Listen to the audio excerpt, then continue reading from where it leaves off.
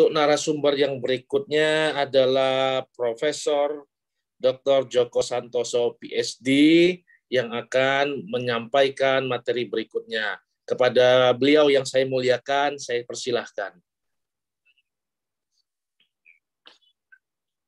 Terima kasih, Gus Pawitra. Panitia bisa menayangkan PowerPoint saya.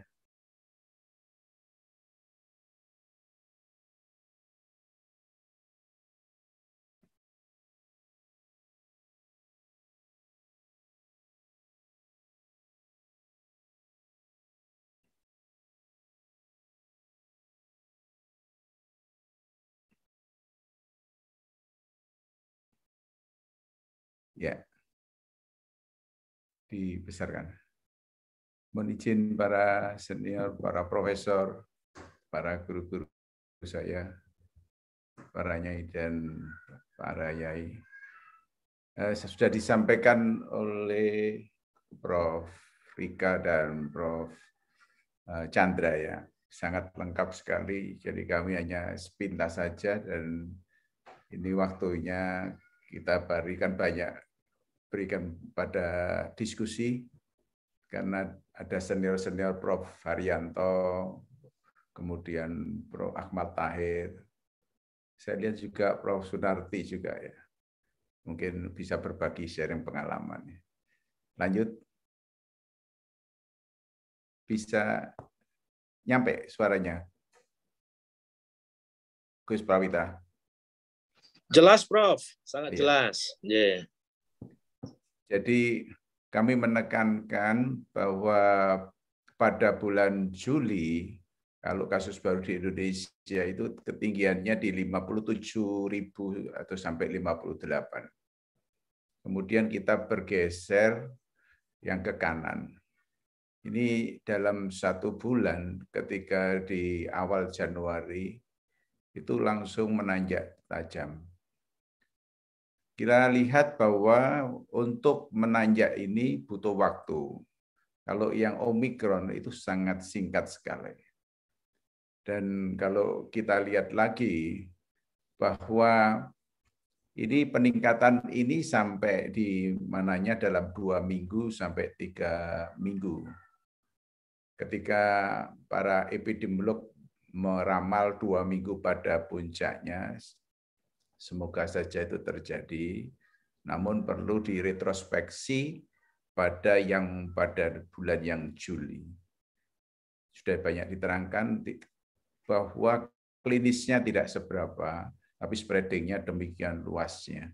Sehingga kita berbicara tentang N, maka akan Omikron itu bisa menargetkan pada yang komorbid yang demikian banyak.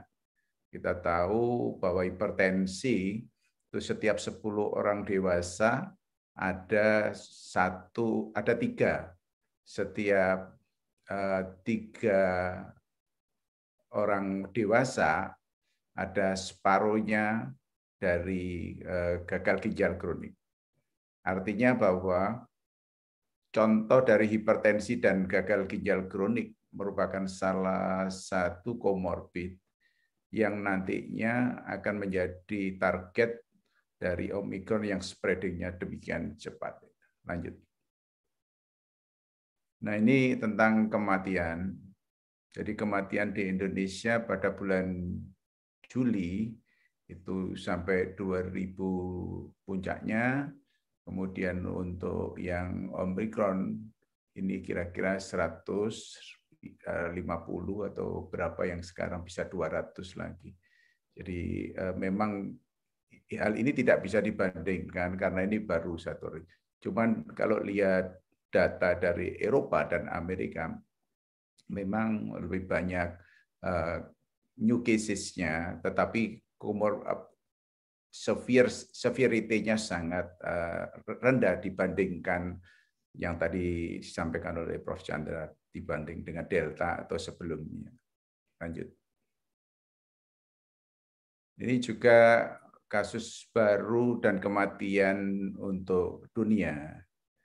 Jadi pada Februari posisinya hampir menuju ke 4 miliar, 4 juta maksudnya. Kemudian yang kasus kematiannya di 10.000 sekian, itu kasus kematiannya. Lanjut. Nah, bagaimana dengan varian baru Omikron yang ada di Indonesia? Jadi ketika pada bulan Januari 26 ini kasus baru dunia itu menuju ke 4 juta. Ini dibandingkan yang non Omikron, yang bukan Omikron. Ini coba lihat puncak-puncaknya. Ini kurang dari 1 juta. Tapi begitu pada bulan Januari untuk kasus dunia, itu 3M lebih sampai mau menyentuh angka 4. Lalu kemudian kalau di Indonesia, apakah betul 2 minggu lagi itu puncaknya? Kalau kita lihat di Juni-Juli, ini ada puncak yang di sini. Yang mana beda dengan ada yang di dunia. Puncak-puncak ini dibanding dengan yang Omikron ini hampir 4 kalinya Omikron ini. Jadi yang non-Omikron seperempatnya. Kalau di sini mengacu 2 minggu lagi puncak, ya mudah-mudahan demikian, namun perlu diwaspadai, ini lompatannya 4 kali, kalau ini 4 kali lompatannya, maka ada di kanan lebih lagi. Ini kalau kita mau berefleksi diri. Lanjut. Kasus baru di Eropa di Januari kita lihat. Jadi Eropa 1,4 juta lebih, terus kemudian turun. Amerika demikian, terus kemudian Indonesia. Nah, kalau lihat Eropa seluruhnya daratan 700 jutaan, Indonesia 260-an. Jadi ada seperempatnya lah kalau. Jadi mungkin ini menjadi semacam proyeksi agar kita lebih waspada, jangan sampai terjadi di Eropa, karena walaupun yang dikatakan ringan, ternyata N-nya yang demikian banyaknya akan membuat penekanan sistem layanan kesehatan, apalagi booster yang ada di kita baru 3%, sedangkan yang ada di Eropa bisa lebih dari 30% sampai 50%. Inilah yang menjadikan kita lebih harus hati-hati, bukan untuk menakut-nakuti, tapi kalau kita lihat demikian harus lebih waspada. Lanjut. Ini kasus kematian di Eropa per hari lebih dari 3.000. Nah, lebih dari 3.000 itu juga lihat itu Eropa, Amerika, Indonesianya masih, Indonesia saya larat sedikit ya. Ini juga menjadi refleksi diri kita. Lanjut. Nah, ini lonjakan kasus baru yang disebabkan oleh Omikron. Lanjut. Sebagaimana disampaikan oleh Prof. Chandra tadi sudah, lanjut. Nah, ini kita melihat awalnya dari Afrika, titik nol ini. Lalu kemudian menuju yang 1A dan 1B, di mana ini Eropa dan Amerika. Kemudian kita lihat itu Indonesia. Ini mengartikan bahwa transmisi sangat erat kaitannya dengan mobilitas. Ketika mobilitasnya itu demikian tinggi, maka transmisinya otomatis meningkat, apalagi dengan mutasi Omikron yang sangat tinggi transmisinya, yang mana itu ada di saluran nafas, sangat mudah sekali menyemprot ke luar, dalam 1 meter pun itu bisa terkena. Kalau pada yang sudah di booster, mungkin terkenanya ringan sebagaimana disebutkan oleh Prof. Rika atau Prof. Chandra. Tapi ingat bahwa jumlah kasus-kasus komorbid kita, keluarga kita demikian tingginya. belum lagi riwayat stunting yang kita masih posisinya di atas 22%. Yang mana sekarang yang generasi yang terekspos stunting pada 5 tahun pertama kehidupannya, sekarang hidup di turun 30 atau 40, itu juga akan menggambarkan kerentanan yang mungkin lepas dari perhatian kita. Lanjut. Slide lanjut.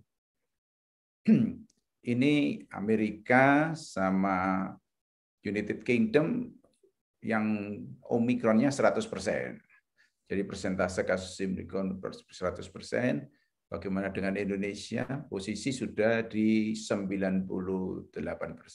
Artinya 2% itu mungkin delta yang dianggap tidak signifikan.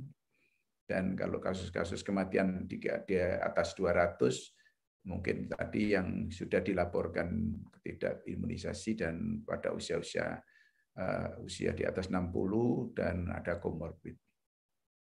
Ini menggambarkan bahwa sampai sejauh mana posisi negara kita dalam kaitannya gelombang Omikron ini agar bisa mengontrol sehingga antara kecepatan atau maksudnya ekonomi pertumbuhan dan kesehatan sama-sama menjadi penting, menjadi dasar kebijakan untuk langkah selanjutnya. Lanjut. Kasus baru dan kematian di Amerika dan Inggris oleh karena Omikron yang sebelum 30 November dan setelah 30 November. Jadi kasus baru dan kasus kematian dijadikan dalam kurva demikian, yang artinya bahwa kita harus waspada walaupun dianggap ringan, yang dikatakan Prof. Chandra tidak bisa dikatakan ringan betul. Jadi ini harus diwaspadai karena dalam hitungan hari sejak ditemukannya Omikron, itu WHO sudah berani mengatakan menjadi variant of concern. Dengan pertimbangan salah satunya adalah mutasi yang disampaikan oleh Prof. Rika demikian banyaknya ya. Yang di spike kira-kira 30 sampai 36. Di mana sukanya itu pada saluran nafas atas, oleh karena ada background dari imunisasi lengkap maupun booster. Tapi bagaimana dengan yang tidak di backgroundi oleh suatu imunisasi, apakah betul demikian yang dikatakan ringan? Ini kita harus menunggu bukti evidence base-nya. Tapi yang jelas waktu masuknya pada sel itu yang sebelum varian Omikron itu sangat lengket terhadap adanya masuknya ke dalam sel itu lewat H2 yang dimana adanya peran furin. Tapi yang ada di saluran nafas atas ini model endositosis yang Omikronnya ini. Nah, apa sama kalau proses ini terjadi pada kelompok yang tidak terimunisasi karena ada semacam masking effect dari kontribusi titer antibodi yang dibentuk oleh imunisasi. Lanjut. Slide selanjutnya. Ini 521 dokter residen positif. Saya rasa ini semua latar belakangnya dengan booster. Nah, dengan booster sudah bisa diterobos, itu berarti adanya suatu titer antibodi tidak menjamin adanya suatu penangkal untuk virus tidak masuk ya. Dan lagi ketika itu dilanjutkan dengan proses serangannya Omikron, peran dari NK sel-nya atau sel yang sangat berkompeten untuk memakan atau menghancurkan sel tubuh yang sudah terinfeksi virus itu sangat menentukan. Ketika itu ada background diabetes atau pemakaian steroid yang jangka panjang, maka NK sel-nya tidak se-agile dibanding kalau tidak ada komorbid. Dengan demikian maka replikasi dari virus yang ada di dalam sel ini sangat tergantung dengan kekuatan NK selnya sendiri maupun ada yang di imunoglobulin. Ketika dua-duanya ini adanya lumpuh, maka akan terjadi badai sitokin atau suatu sitokin storm istilahnya.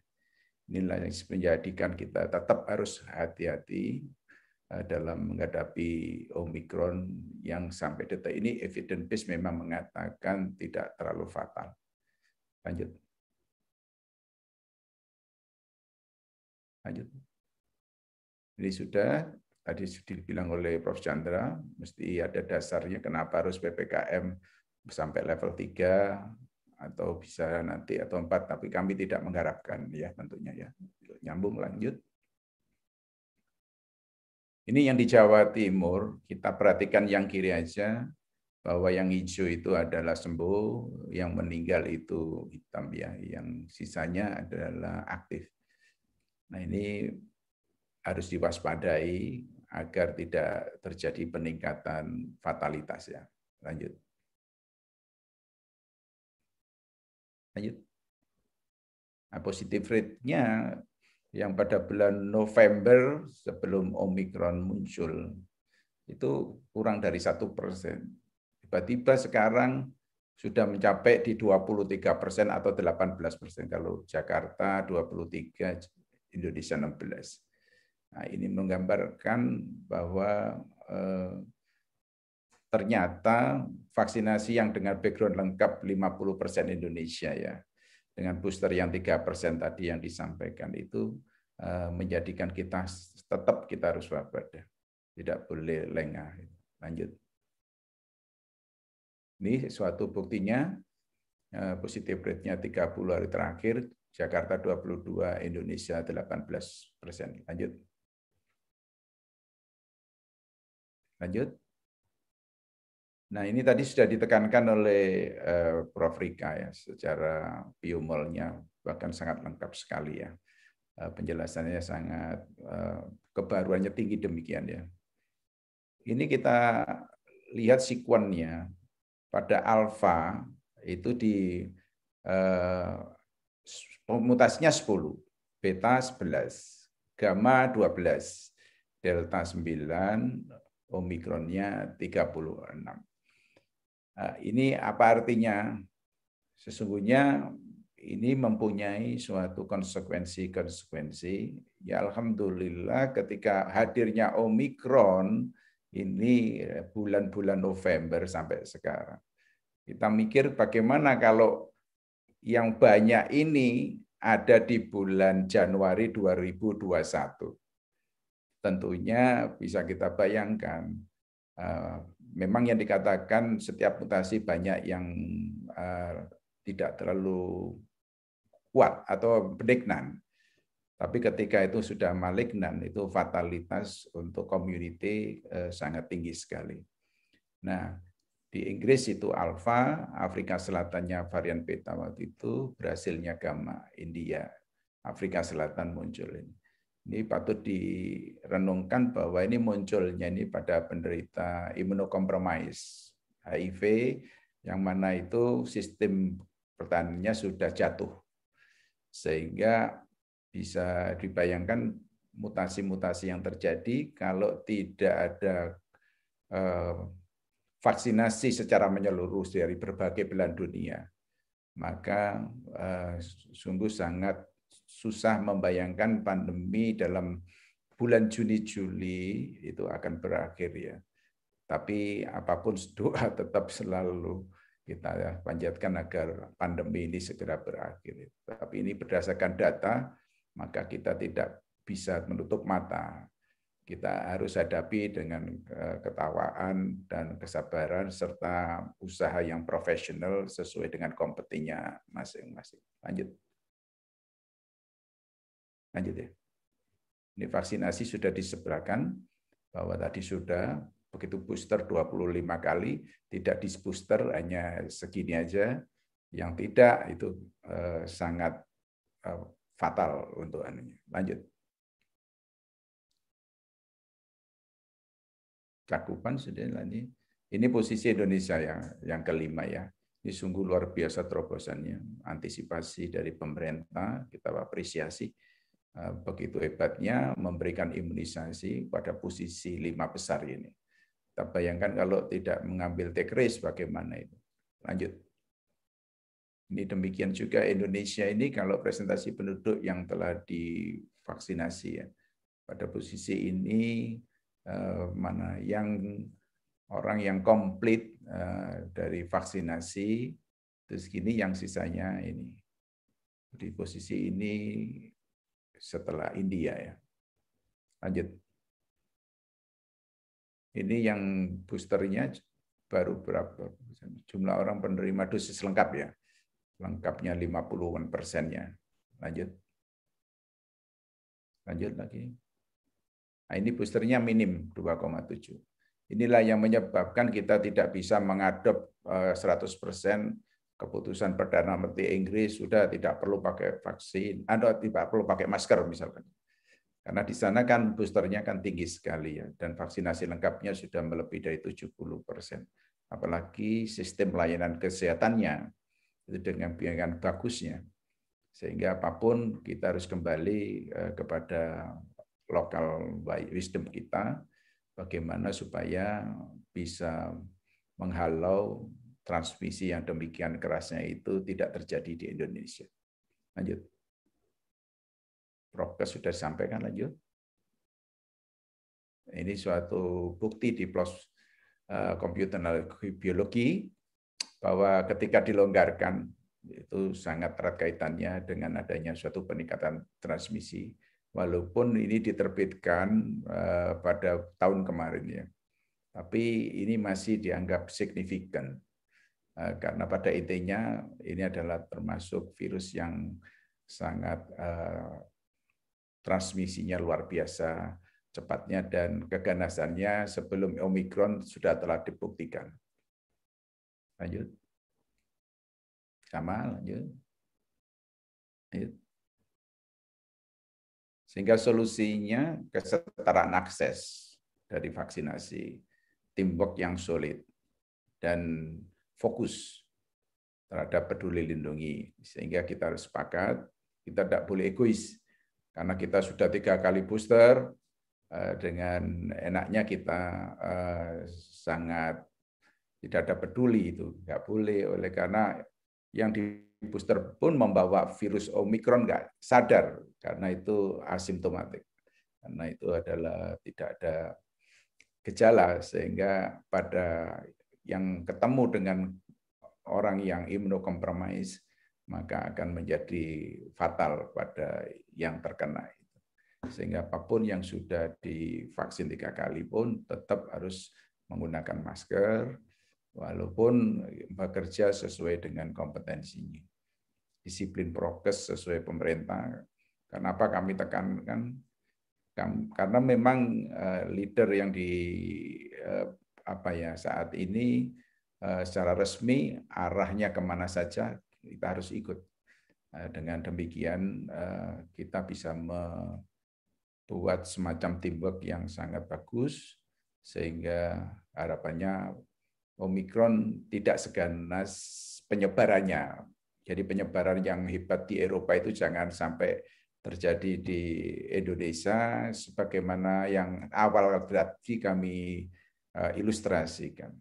Tentu saja menjaga kebugaran terkait dengan Prof. Rika tadi ya sangat bagus sekali dan jangan lupa spiritual aspek juga sangat hebat dalam kaitan ini karena itu menjaga sistem imun yang sangat bagus sekali. Pada akhir slide ini, coba kami mengilustrasikan kalau lumut tumbuh di batu, seakan-akan ya apa ya untuk menerangkan bagaimana bisa lumut kok bisa tumbuh di situ. Kemudian biji jagung kita tanam di tanah, biji apapun kita tanam di tanah sesuai dengan garis kehidupannya. Itu ada semacam kebesaran ilahi yang nantinya akan meyakini bahwa pandemi itu ada suatu pelajaran yang sangat mahal untuk umat manusia. Demikian juga bunga yang demikian warna-warninya dengan tanah sebagai media utama, tetapi dengan organ tanaman yang sudah dititahkan oleh Yang Kuasa, memberikan suatu perbedaan warna. Ini nggak bisa dinalar. Ini suatu hal yang sangat super misteri. Ya, walaupun kalau dianalisis tentang karbon, hidrogen, oksigen, nitrogennya merupakan komponen kehidupan, tetapi pada titik tertentu kita tidak akan bisa menjawab. Sebagaimana yang sering kami sampaikan, mengapa pohon beringin dengan pohon waru berbeda? Mengapa kita dilahirkan di Indonesia kok tidak di Eropa? Itu sesuatu hal yang tidak bisa dianukan. Sehingga menjadi kita pandai spiritual. Saya rasanya itu. Terima kasih. Assalamualaikum warahmatullahi wabarakatuh.